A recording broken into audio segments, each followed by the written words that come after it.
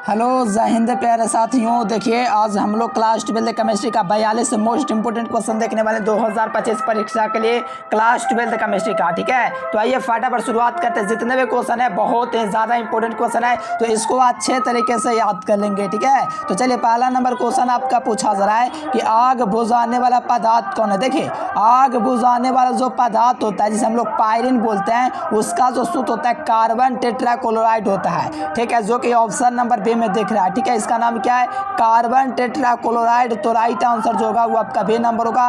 अच्छे तरीके से याद कर लेंगे। ठीक है, चलिए सेकंड नंबर क्वेश्चन का आंसर है कि बॉक्साइट का शोधन में जो प्रयुक्त विधि है वो कौन सा है। देखो बॉक्साइट के जो शोधन होता है उसमें जो प्रयुक्त विधि जो होता है उसमें हम लोग निक्षालन का यूज़ करते हैं। यानी कि बॉक्साइट का जब भी शोधन किया जाता है तो उसमें दोस्तों निक्षालन विधि का यूज़ किया जाता है, इसलिए सही जवाब जो होगा बी नंबर होगा। बॉक्साइट विधि का शोधन जो किया जाता है निक्षालन से किया जाता है। चलो 3 नंबर क्वेश्चन का आंसर है प्यारेलाल के निम्नलिखित में से कौन जिंक का अयस्क नहीं है। देखिए जिंक का कौन आपका निम्नलिखित में से अयस्क नहीं है। ठीक है, तो जिंक का कौन अयस्क नहीं है, तो आपको याद रखना प्यारेलाल ये जो बॉक्साइट होता है जिंक का अयस्क नहीं होता है। तो राइट आंसर जो होगा यहाँ से 3 नंबर हो जाएगा। जो जिंक का अयस्क होता है जिंक ब्लेड होता है, कैलमान होता है, जिंक कार्ड होता है। बॉक्साइट जो होता है ये आपका अल्मोनियम का अयस्क होता है। किसका होता है, अल्मोनियम का। तो राइट आंसर जो होगा डी नंबर होगा।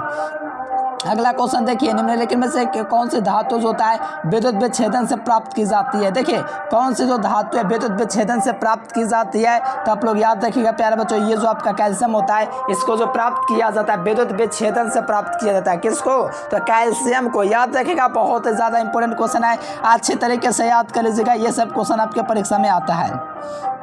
और जो विद्यार्थी नोट्स लेना चाहते हैं इस नंबर पर कांटेक्ट करके जरूर से ले लीजिएगा।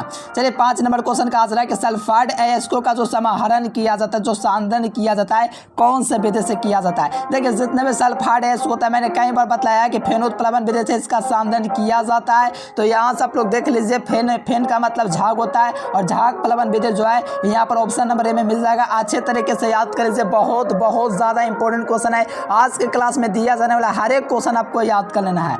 चलिए अगला क्वेश्चन देखिए कि थर्मेट विधि में जिसका अपकारक का उपयोग किया जाता है वो कौन है।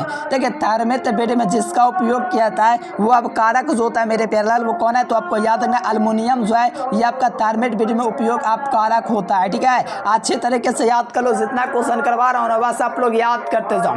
थर्मेट विधि में जो उपयोग अपकारक होता है वो आपका अल्मोनियम होता है। ठीक है, याद कर लो प्यारेलाल।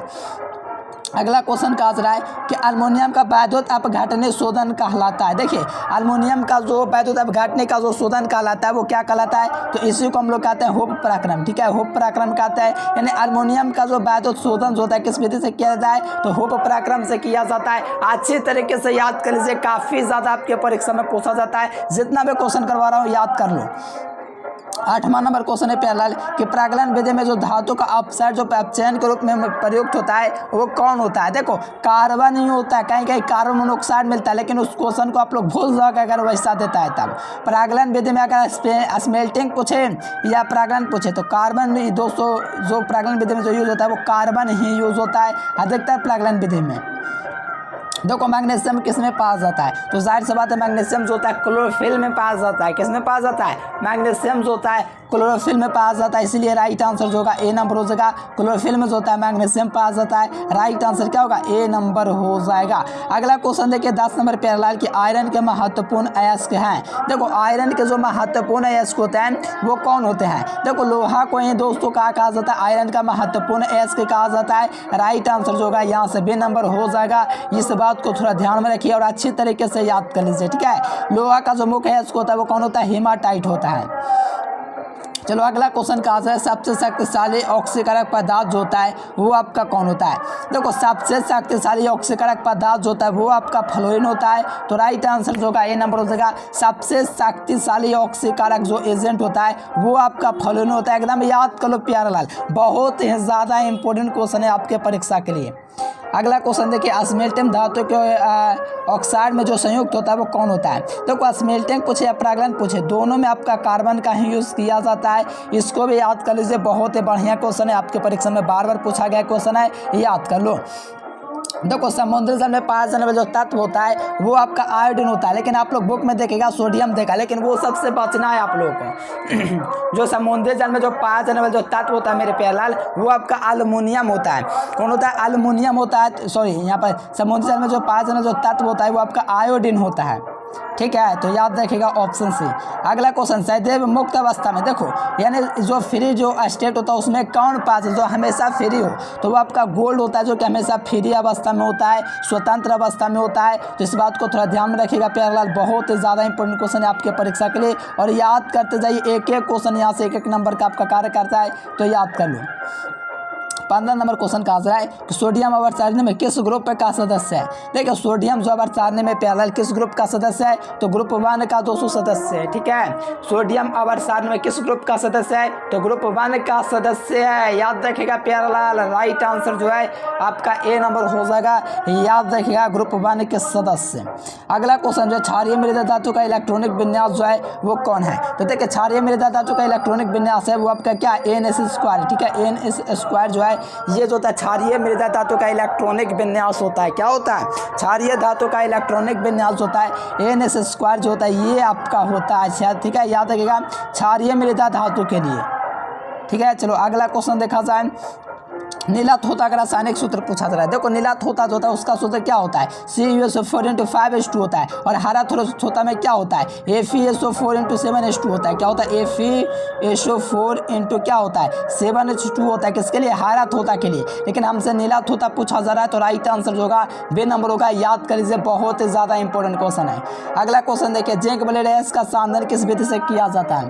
देखो जिंक ब्लेड जो होता है अयस्क, इसका सांद्रण जो किया जाता है वो आपका फेनोत्प्लवन विधि से किया जाता है। कौन से विधि प्यारे लाल, तो फेनोत्प्लवन विधि। याद रखिएगा, जितना क्वेश्चन करवा रहा हूँ ना मेरे प्यारे स्टूडेंट्स, आप लोग इसको अच्छे तरीके से याद कर लीजिएगा, आपका काम हो जाएगा परीक्षा के लिए। ठीक है, जितना करवा रहा हूँ बस अच्छे से याद कर लो। ठीक है, कोई दिक्कत नहीं है, कोई दिक्कत नहीं होना चाहिए मेरे प्यारे बच्चों। ठीक है, चलो अगला क्वेश्चन, कॉपर धातु का शोधन किस विधि से किया जाता है। देखो कॉपर जो धातु होता है इसका जो शोधन किया जाता है किस विधि से किया जाता है। ठीक है, हाँ चलिए बहुत बढ़िया। वैद्युत अपघटन शोधन विधि के द्वारा दोस्तों किया जाता है किसका शोधन, तो कॉपर धातु का। ठीक है, चलिए बहुत बढ़िया, याद कर लीजिएगा प्यारा लाल, बहुत ज़्यादा इंपॉर्टेंट क्वेश्चन है। ठीक है, चलिए हाँ जी, देखो कॉपर धातु पूछता है, इसका एक मुख्य है उसको होता है जिसे हम लोग कॉपर सल्फेट कहते हैं, CuFeSO4 होता है। ठीक है, तो उसको भी आप लोग को याद रखना है। ठीक है, कॉपर पायराइड CuFeST। ठीक है, कॉपर धातु का शोधन कहता है वैद्युत अपघटन विधि से किया जाता है। ठीक है, चलिए आइए अगला क्वेश्चन देखिए क्या कहा जा रहा है। कपड़ा धोने वाला सोडा जो होता है 10 गो जल कानून होता है। तो ये तो मैंने ट्रिक दे रखा, आपको कभी भी भूलना भी नहीं है। ठीक है, चलो बहुत ही बढ़िया, याद रखिएगा ऑप्शन नंबर ए। अगला क्वेश्चन देखिए, ये ऑल सब्जेक्ट नोट्स के लिए आप लोग जरूर से संपर्क कीजिएगा।